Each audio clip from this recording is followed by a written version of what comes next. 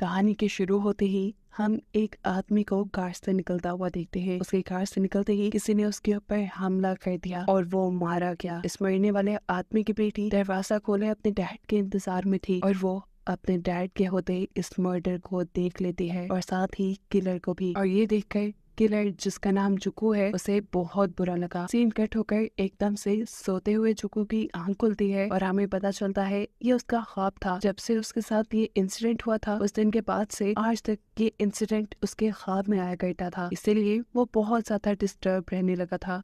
Scene cut होकर हम मटीमा नामी एक पॉलिटिशियन को देखते हैं। इसके पास इतनी पावर है कि वो अपने मुल्क की मिलिट्री को भी अपने फायदे के लिए इस्तेमाल करता है। हालांकि वो प्रेसिडेंट अभी बना नहीं, लेकिन इलेक्शन में खड़ा हुआ है। अब मटीमा को ये बात पता चली थी कि उसके सारे काले कारनामों का सबूत जॉनी के पास है, जो पहले कभी उसी के लिए काम किया करता था, लेकिन अब उसके लिए खतरा बन चुका था। वो इस चीज की खबर नेशनल सिक्योरिटी एजेंसी में देता है और वहाँ के सीनियर ऑफिसर मो को जॉनी को किसी भी हालत में जिंदा या मुर्दा पकड़ने का काम देता है। मो कुछ सोल्जर्स को जॉनी के घर पे भेजती है, लेकिन वहाँ पर उन्हें जॉनी नहीं मिलता। वो परेशान होकर जिमिनाई के पास जाती है, जो उनके आईटी डिपार्टमेंट में काम करती थी। वो जिमिनाई से कहती है कि शहर के सभी सीसीटीवी कैमरास का इस्तेमाल करते हुए मुझे अभी के अभी जॉनी की लोकेशन चाहिए। वो अपने काम में लग जाती है और सीन कट होकर फाइनली हमें जॉनी को दिखाया जाता है, जिसके पीछे बहुत से लोग पड़े हुए हैं। वो इस टाइम एक होटल रूम में है और ये भी जानता है कि मटीमा उसके पीछे पड़ा हुआ है, इसीलिए उसने एक रिपोर्टर को कॉल की। एक ऐसे रिपोर्टर को जो मटीमा का दुश्मन था, क्योंकि मटीमा की वजह से उसका करियर तबाह हुआ था। कॉल पर जॉनी उस एंकर को कहता है, अगर तुम मटीमा से बदला लेना चाहते हो तो फिर यही मौका है तुम्हारे पास। मेरे पास उसके खिलाफ कई सबूत हैं। मैं तुम्हें कुछ फाइल सेंड कर रहा हूँ, इसे अपनी जान से ज्यादा संभाल कर रखना। इसके बाद हम दोबारा जुको से मिलते हैं, जो अपनी फैमिली को लेकर बाहर निकला था। उन्होंने अपने बेटे को स्कूल छोड़ा, फिर वो अपनी वाइफ को लेकर मार्केट आ गया। ये एक हैप्पी फैमिली नजर आ रही थी। जो भी अब काम पे आ गया, जहाँ हमें मालूम हुआ कि वो तो एक नॉर्मल सी बाइक रिपेयरिंग शॉप के अंदर काम करता है। यहाँ ऑफिस में जिमिनाई ने भी जॉनी की लोकेशन को ट्रेस कर लिया था और ट्रेस करते ही सोल्जर्स उसे पकड़ने के लिए उसके होटल जा पहुंचे थे। जॉनी जैसे ही सोल्जर्स को नोटिस करता है तो फौरन अपनी कार लेकर वहां से भाग निकलता है। सोल्जर्स भी उसके पीछे लग जाते हैं। वो उसे शूट भी कर सकते थे, लेकिन मो ने उन्हें मना कर दिया, ये कहते हुए कि हमें जॉनी को जिंदा पकड़ना है और उसके पास मौजूद सभी सबूतों को तबाह करना है। जॉनी इस टाइम जुको के पास आया था, क्योंकि पहले वक्तों में वो जॉनी का पार्टनर हुआ करता था, लेकिन आखिरी मर्तबा जब उसने जॉनी के लिए एक आदमी को मारा और उसे मरता हुआ उसकी बेटी ने देख लिया, तब के बाद से जुको ने हर बुरा काम छोड़ दिया था। लोगों की नजर में बेशक इनका काम बुरा था, लेकिन हकीकत ये थी कि इनका काम बुरा नहीं था। ये लोग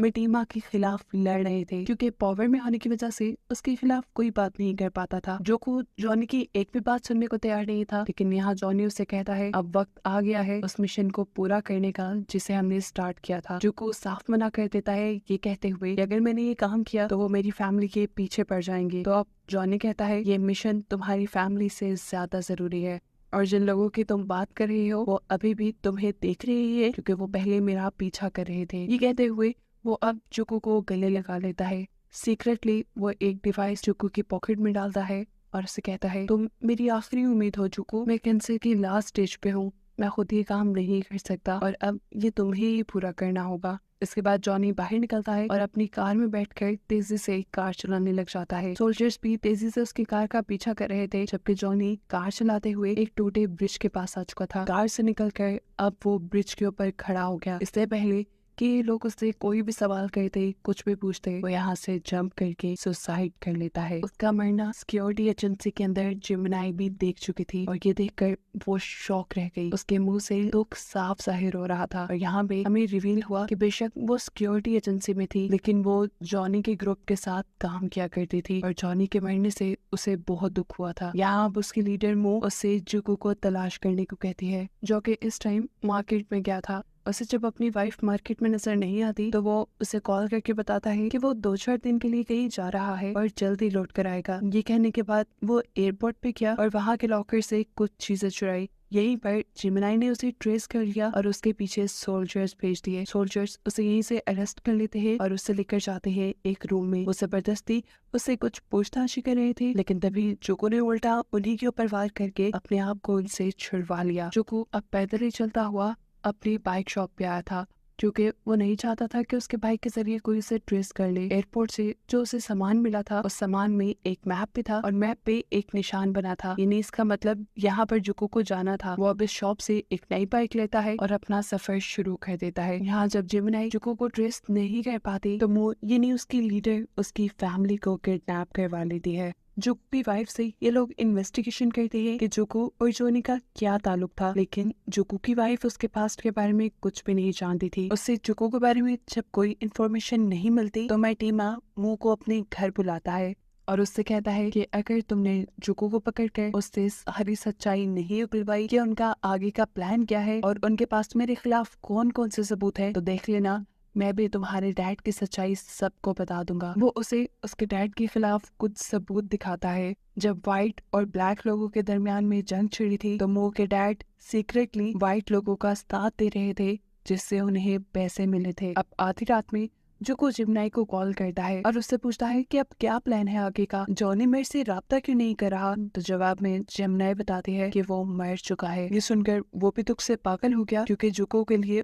वो एक फैमिली की तरह था। जॉनी ने बिल्कुल उसे एक बाप की तरह पाला था। यहीं पर जिमिनाई उसे एक और बुरी खबर ये देती है कि मो ने उसकी फैमिली को किडनैप कर लिया था। ये सुनकर जुको कहता है मैं फौरन वहाँ वापिस आ रहा हूँ। तो जवाब में जिमिनाई कहती है नहीं, तो अपना मिशन पूरा करो, यहाँ की सारी कंडीशन मैं संभाल लूंगी, मैं उन्हें किसी तरह यहाँ से निकाल लूंगी। यहाँ वापस अपने ऑफिस में आकर अगले दिन वो कोई खबर मिलती है कि जुको अपनी वर्कशॉप से एक बाइक चुरा कर भागा था। ऐसे में वो न्यूज़पेपर के अंदर एक बाइक चोर के नाम का एड दे देती है। अब जुको जैसे ही फ्यूल डलवाने के लिए रुकता है तो वहाँ उस फ्यूल स्टेशन की मालिक जुको को पहचान लेती है। वो जुको का पीछा तो नहीं करती, लेकिन सिक्योरिटी एजेंसी को कॉल करके उसके बारे में खबर कर देती है। दूसरी तरफ सिक्योरिटी एजेंसी के अंदर जिमिनाई जुको की वाइफ के पास जाती है और उससे कहती है घबराओ मत, मुझे जुको ने भेजा है और मैं तुम्हें यहाँ से बाहर निकाल लूंगी। अभी वो ये बात करके बाहर निकली ही थी कि उसे पता चला उसकी ये सारी बातें एक दूसरी एजेंट सुन चुकी है, जो मो यानी अपनी बॉस को जाकर सब सच बता देती है और बॉस जिमिनाई को अरेस्ट करने का ऑर्डर दे देती है। ऑफिसर्स जब उसे अरेस्ट करके ले जा रहे थे तो रास्ते में ही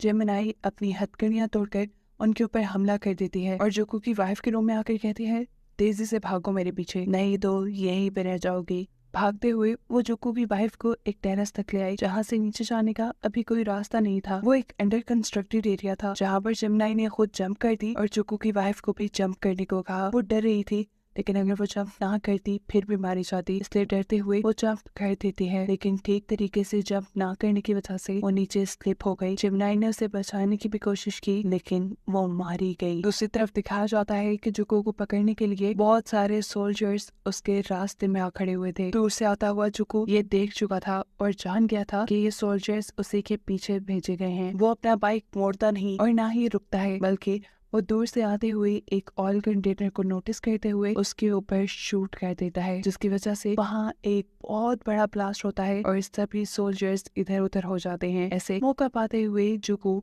यहाँ से बाइक निकाल कर ले जाता है। टाइगर जो कि इस मिशन का हेड था, जिसे जुको को हर हाल में पकड़ना था, वो हेलीकॉप्टर के जरिए अब उसका पीछा करने लगा था। इसलिए जुको अपनी बाइक रोक लेता है और जैसे ही हेलीकॉप्टर उसकी तरफ मुड़ता है तो वो हेलीकॉप्टर पे बार बार गोलियां बरसाकर उसे डैमेज कर देता है और ऐसे अपनी बाइक लेकर आगे पहुंच जाता है। अब शाम भी हो चुकी थी, उसे कहीं रुकना था। उसने अपना बाइक झाड़ियों में छुपाया और खुद के लिए कोई रहने की जगह ढूंढने लगा और तभी उसे दूर से एक हेलीकॉप्टर दिखाई दिया और उसे मालूम हुआ कि टाइगर के लोग यानी वो सारे सोल्जर्स यहीं करीब ही छावनी लगाकर बैठे हैं। फिलहाल के लिए तो वो चुप हो जाता है, लेकिन रात में वो मौका पाते ही उस छावनी के ऊपर हमला कर देता है और वहाँ मौजूद सभी सोल्जर्स को मार डालता है। सभी सोल्जर्स को मारने के बाद यहाँ जो बचा था वो टाइगर था, यानी उन सब का लीडर, जो इतनी हलचल सुनकर जाग उठा था। यहाँ उसके और जुको के दरमियान में फाइट शुरू हो जाती है। पहले पहले तो जुको उसे बहुत मारता है, लेकिन फिर एक वक्त ऐसा आया कि टाइगर उसके ऊपर भारी पड़ गया। यहाँ तक कि टाइगर ने उसके पेट के अंदर चाकू से वार करके उसे जख्मी भी कर दिया। लेकिन जुगू हार नहीं मान सकता था। वो अपने ऊपर कंट्रोल पाता है और फिर अपनी सारी ताकत जमा करते हुए टाइगर को उठाकर दूर पटक देता है, जिससे अब वो जख्मी हो गया था। उसने टाइगर को मारा नहीं, बल्कि वो टाइगर को छोड़ के जल्दी से हेलीकॉप्टर की तरफ बढ़ा। गन पॉइंट पे पायलट को लेकर वो वहां से उड़ गया। अब जहां उसने जाना था वहीं से कुछ दूरी पर उसने हेलीकॉप्टर रुकवाया और पायलट को शुक्रिया करके जाने का बोला। वो जख्मी इतना था कि उससे चला भी नहीं जा रहा था। थोड़ा ही चलने पर वो बेहोश होकर गिर गया और यहाँ के करीबी लोगों ने उसे फसलों में से उठाया। वो उसे अपने साथ ले गए। असल में ये लोग भी उसी के ग्रुप के लोग थे जो उसका इलाज करते हैं और 1-2 दिन में जो को बिल्कुल ठीक भी हो जाता है। फिर ये लोग उसे एक खास जगह पर लेकर जाते हैं जहाँ उसके लिए कुछ सामान बंद था। वो जगह खोद कर वहाँ से जब सामान निकालता है तो वो एक तिजोरी थी जिसमें बहुत सारे पैसे और मिशन के लिए बाकी इंफॉर्मेशन रखी हुई थी। इसके अंदर मटीमा के खिलाफ सबूत भी थे। ये सब चीजें लेने के बाद गाँव वाले उसे एक नेजा देते हैं और ये कहते हैं कि जाओ तुम अपना मिशन पूरा करके आना। वो मिशन के लिए आगे बढ़ ही रहा था कि उसे जिमनाई का फोन आया। असल में जिमनाई के फोन से मुंह उससे बात कर रही थी। उससे धमकाती है कि तुम्हारे पास जो कुछ सबूत है वो मुझे दे दो। वो मुंह की बात काटते हुए उससे पूछता है मेरी वाइफ कहाँ है, और वो बताती है कि तुम्हारी वाइफ मर गई। ये सुनकर वो गुस्से में कॉल काट चुका था। अब जुगू ने उस आदमी से कांटेक्ट किया था जिससे उसे जॉनी ने मिलने को कहा था। वही रिपोर्टर जिसकी जिंदगी मटीमा ने बर्बाद की थी। वो उस रिपोर्टर को मिलने बुलाता है, उसको सारे सबूत देकर कहता है कि इन सारे सबूतों को एक्सपोज करने से पहले तुम्हें मेरी मदद करनी होगी, तुम्हें मेरे बेटे को बचाना होगा। वो भी उसकी ये बात मान चुका था। ये एंकर पहले जिमनाई का पता चलाता है और ये सब लोग जिमनाई के घर चले जाते हैं जहाँ जुगू उसे कहता है मैंने तुम पे एतबार किया था लेकिन तुमने मेरी फैमिली का ध्यान नहीं रखा। जवाब में वो कहती है ऐसा नहीं है जुगू, मैंने अपनी पूरी कोशिश की थी लेकिन उस टाइम सिचुएशन मेरे हाथ से बिल्कुल बाहर निकल गई। वो भी जानता था कि सब में जिमनाई की गलती तो है ही नहीं। वो उसे कहता है अच्छा ठीक है मेरी बात सुनो, अब मुझे किसी भी हाल में मेरे बेटे को बचाना है, पता लगाओ कि वो कहाँ है। जिमनाई अब सर्च करती है और उसे पता चलता है कि जुगू का बेटा मटीमा के घर पे था। रात के अंधेरे में जुगू अब मटीमा के घर पहुंच चुका था अपने बेटे को रेस्क्यू करने के लिए। बाहर बहुत सारे सिक्योरिटी ऑफिसर से भी उसका सामना हुआ जिसको उसने बड़ी आराम और खामोशी से मार डाला। जिसके बाद वो घर के अंदर घुसा और गन की पीछे वाली साइड से उसके सर पे हिट करते हुए उसे भी बेहोश करके बांध दिया। जब उसे होश आया तो जुगू ने उससे पूछा बताओ मेरा बेटा कहाँ है। इससे पहले कि वो मटीमा को कुछ करता, मटीमा उसे धमकी देता है अगर मुझे एक खराश भी आई ना तो देख लेना तुम्हारा बेटा मारा जाएगा। जुगू उसकी एक नहीं सुनता और उसके फोन से मुंह को कॉल मिलाता है और मटीमा से कहता है इसे कहो जल्दी से मेरा बेटा यहाँ लेकर आए। मटीमा क्योंकि इस टाइम बंधा हुआ था तो उसकी ताकत कुछ नहीं थी। उसने भी मुंह को वैसे ही करने को कहा जैसा जुगू ने बोला। जितनी देर ये लोग जुगू के बेटे का इंतजार कर रहे थे तब तक मटीमा ने उसे खरीदने की भी कोशिश की, उसे लालच भी दी उसे जिंदा छोड़ने के लिए। लेकिन जुगू ने जवाब दिया नहीं, मैं तुम्हारे जैसे इंसान के हाथों नहीं बिकूंगा। तुमने अपने ही लोगों को धोखा दिया और तुम्हारी वजह से हम जैसे कितने ही लोग भूखे मर रहे हैं। एकदम से इन्हें बाहर से फायरिंग की आवाज सुनाई देती है और जुगू को पता चल जाता है कि मटीमा ने उसके साथ चालाकी खेली। उसने यहाँ पे बहुत सारे सोल्जर्स को बुला लिया था जिन सोल्जर्स को अभी भी टाइगर नामी सोल्जर लीड कर रहा था जिसे जुगू वहाँ जिंदा छोड़ाया था। जुगू खुद एक ट्रेंड कमांडर था। ज्यादा लोगों से लड़ने की ट्रेनिंग उसे पहले से ही दी गई थी। वो बिना वक्त जाया किए अपनी बंदूक हाथ में लिए सभी लोगों को मारता चला जाता है और फिर आखिर में बच जाता है टाइगर। अब टाइगर से लड़ने के लिए जुगू अपने हथियार फेंक देता है और टाइगर भी। ये दोनों लड़ते हैं और आखिर में जुगू टाइगर को बस मारने ही वाला था लेकिन इतने में ही वो उसके बेटे को लेकर उसके पीछे आ गई। उसके बेटे को गन पॉइंट पे लेते हुए जुगू को धमकी देती है कि छोड़ दो टाइगर को और वो सारे डॉक्यूमेंट मेरे हवाले कर दो जो तुम्हारे पास हैं, नहीं तो मैं तुम्हारे बेटे को गोली मार दूंगी। अपने बेटे का नाम सुनते ही जुगू भी हाथ खड़े कर चुका था। ये सुनकर जुगू से कहता है कि डॉक्यूमेंट्स अब मेरे पास नहीं, वो कल को पूरी दुनिया के सामने होंगे। इसी सभी बहस के दौरान मटीमा भी बाहर आ चुका था जिसे सोल्जर्स ने छुड़वाया था। वो मुंह से कहता है चलो मार दो जुगू को अगर तुम साबित करना चाहती हो कि तुम्हारा बाप एक चोर नहीं था। अम्मू को ये बात तो पहले ही पता थी कि कल अगर सारे ही गलत काम मटीमा के सब लोगों के सामने आ गए तो वो वैसे ही जेल चला जाएगा। तो अच्छा यही था कि वो कल के बजाय आज ही मटीमा को मार दे। वो यहाँ मटीमा को गोली मार देती है। अब मटीमा का मर्डर तो उसने जुगू के सामने कर दिया था और जुगू उसके और भी बहुत से राज जानता था, इसीलिए वो उसे भी मारने के लिए आगे बढ़ती है। लेकिन इससे पहले कि वो गोली चलाती जोरदार गोली चलने की आवाज यहाँ पे गूंजती है और देखने को मिलता है कि वो खुद ही मर गई थी और उसे गोली मारने वाली कोई और नहीं बल्कि जिमिनाई थी, जो वक्त रहते ही यहाँ आ गई थी। यहाँ टाइगर जो बड़ी हिम्मत करके खड़ा हुआ था, वो अब जुको को शूट करने ही वाला था, लेकिन जिमिनाई ने उसे भी शूट करके मार डाला। ऐसे सारी बुराई, सारे करप्ट लोग यहाँ खत्म हो जाते हैं और फिर जुको जिमिनाई और अपने बेटे को यहाँ से लेकर चला जाता है। अगले दिन दिखाया गया कि न्यूज में मटीमा के खिलाफ सारे सबूत आ चुके थे। सब लोग अब मटीमा की सच्चाई जानते थे, इसीलिए